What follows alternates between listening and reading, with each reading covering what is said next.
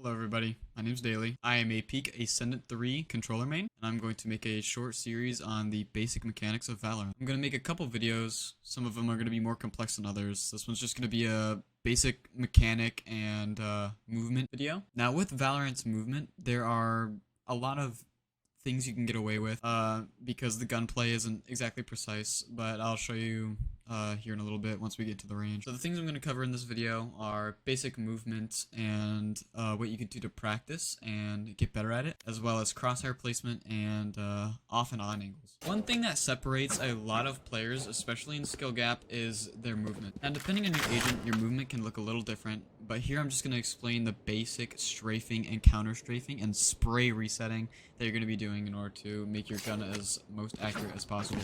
Now Valorant has this system called first shot spread, where your first shot will have an inaccuracy. So your Vandal, or whatever you're going to use, doesn't always shoot in the middle of your crosshair every time you. So I'm going to take an example here. I'm going to throw this target all the way back here. Now the Vandal has a, what is it, a 0.25 shot inaccuracy. So that just means I'm going to shoot this target a few times, and I'm not going to move my mouse at all.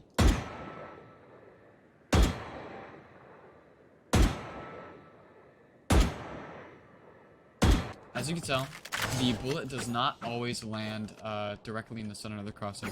And this is what you have to know, because sometimes when you shoot your shots, especially from a far distance, and it feels like you hit your target and you didn't, it's actually not your fault, but it's the gun's fault. So there are things in this game that you cannot, but it gets really effective to a certain distance, especially 50 meters, which is pretty far. Now, one thing you can do to counter this is ADSing. You see in the higher elo, people will ADS because it decreases your spread. So I will ADS and I will shoot. As you can see, now the bullet spread is nowhere near as significant, and your bullets are more focused on the center of your crosshair. Now in lower elo, I see the issue where people tend to overuse the ADS feature. You don't want to do that because your bullets will shoot a lot faster, and your spread will get worse the longer you hold it, versus when you just pull it down. ADSing also will counter the mechanic I'm going to show here in a second, called spray resetting. Now, every few shots on the Vandal are accurate, and then after a certain point, they are inaccurate.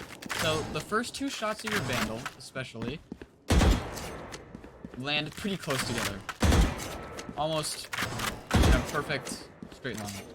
But after your second and third bullet, your spray starts to get, you know, a little wonky. Instead, especially for the Vandal, of committing your spray, we do something called strafe resetting. So let's say we have a target here. Let's say I shoot at this guy and I miss my first two bullets. Instead of immediately committing the spray, what you could do is something called strafe resetting. Now, strafe resetting is where you shoot your first two bullets, and then you just move to the left, to the right, shoot again. This causes your bullet spread to reset. And keep everything in the center and everything accurate.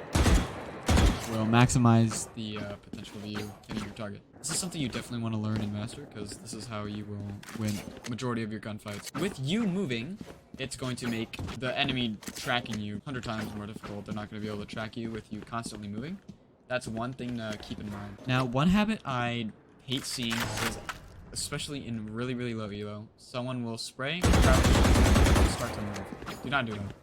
Your spray will get all wonky, you will not be able to control your spray, and you will have no clue where your bullets will go. This brings me to my next point, crouch spraying.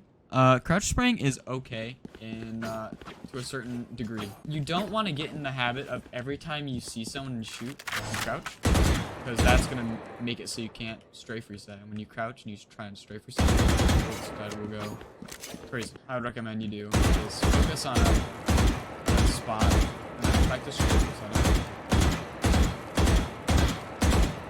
Focusing those two bullets so your shots are always accurate. So that is strafe resetting. Now, a warm-up routine you can do in the range is you can put on practice spots, make it so they are either still or strafing. You can just go to tap, one, and you can then adapt your strafe resetting to this. So strafe there, shoot one, strafe two. Another one you can do is you cannot shoot back at all, and you can sit here and you can strafe, make sure your crosshair's staying on their head. This makes it so you feel your sensitivity out. You know how not to over-aim or auto-adjust or not over-adjust. Now, Valorant is a game of patience, in a way. You don't always have to aggro everything, and this comes with your aiming as well. I will see a lot of people, as soon as they see an enemy, go to shoot them immediately. Take your time to see your enemy, bring your crosshair to their head, but maybe if they're shooting at you, don't immediately shoot and strafe back. Maybe get your crosshair to their head, move. They will not be able to track you while you're moving, and then tap them in the head. They're going to be trying to shoot you while you're strafing and moving, and they will not be able to track you because they will probably commit to a spray. Okay, so next I'm going to go to a custom game, and I'm going to just shortly describe off and on angles.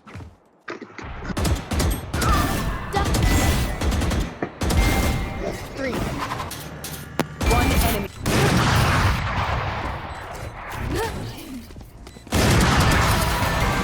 So next I'm just going to show a few different angles, what they mean, and how you should use them, and what agents you should use them for. An on angle is basically where you are actively in the fight. So this is as if you are like facing up main. So this would be considered an on angle here to fight. This would be considered an on angle here to fight because they have to swing it to you and you're holding a main chokehold point. Now, I would advise if you're going to hold an on angle like this, where the enemy is going to be running into your crosshair, I would recommend that you are an agent with any escape utility. So that involves Jet with her dash, Chamber with her TP, Omen with his TP, anyone, maybe even Neon with her movement, Reyna with her dismiss. Because as soon as you get your pick here, you most likely, if you can't take another fight, you would need to dash out, get out, reposition somewhere else, and then hold site with your team. Now, this would be more of an off angle because you are not going to be cleared here. If someone is to walk up, their crosshair is going to be hugging this wall, and they are not going to be expecting you holding it like this, close like this. And you will be able to get the advantage there, and you will have the peeker's advantage, and you will be able to get your pick or get your kills. Next, I'm going to do just a few different types of peeks. I'm not going to do any fancy type of editing. I'm just going to do them and describe how they would benefit you, why you should use them, and in what scenario you should use them. Now, of course, we have the jiggle peek, which is this, right? You may want to tap like this. Let's say you're post plant, okay? We're playing post plant.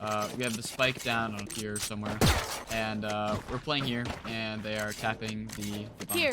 Now, we don't want to, obviously we want to live or kill the person trying to defuse the bomb, but we don't want to show too much of our body to where we possibly die. So, in order to get this person anxious and off the bomb, all we have to do is just tap like this. Don't show too much body.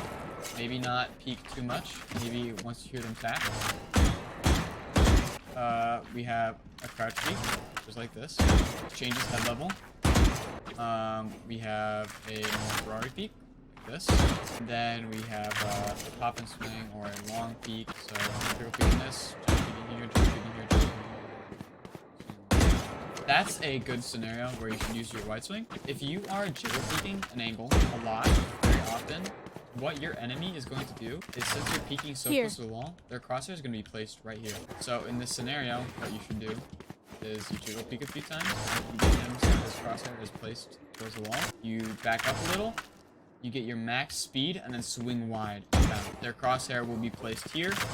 You will run right past their crosshair. They will have to drag their crosshair to your head. What you have to do is here and pop them in the head and make sure your crosshair is tracking. Now, head level. Head level I should have described earlier. That's my fault. Basically, head level is as it's described. It's the level at which the head is. This is something you want to practice everywhere on the map. Coming from other games to Valorant, head level is going to be a struggle because you're not used to always having to aim at the head because you can do majority of damage at the body. But in Valorant, headshots are significantly more useful and do a lot of damage. So that's always good to be, you know, practicing where headshot level is. A good thing to use is around the maps, there are these lines that are very often sometimes head level on some of these lines on the maps. This is where the head level is, or relatively close. There aren't many examples on this map, but there are some on Fracture and on Haven. But yeah, those are the basic mechanics. There's probably a lot more that I skipped, and a lot more that are probably important, but this is the Blocking first time sight. just playing stuff like this. So yeah, thank you for watching, and I'll see you in the next one.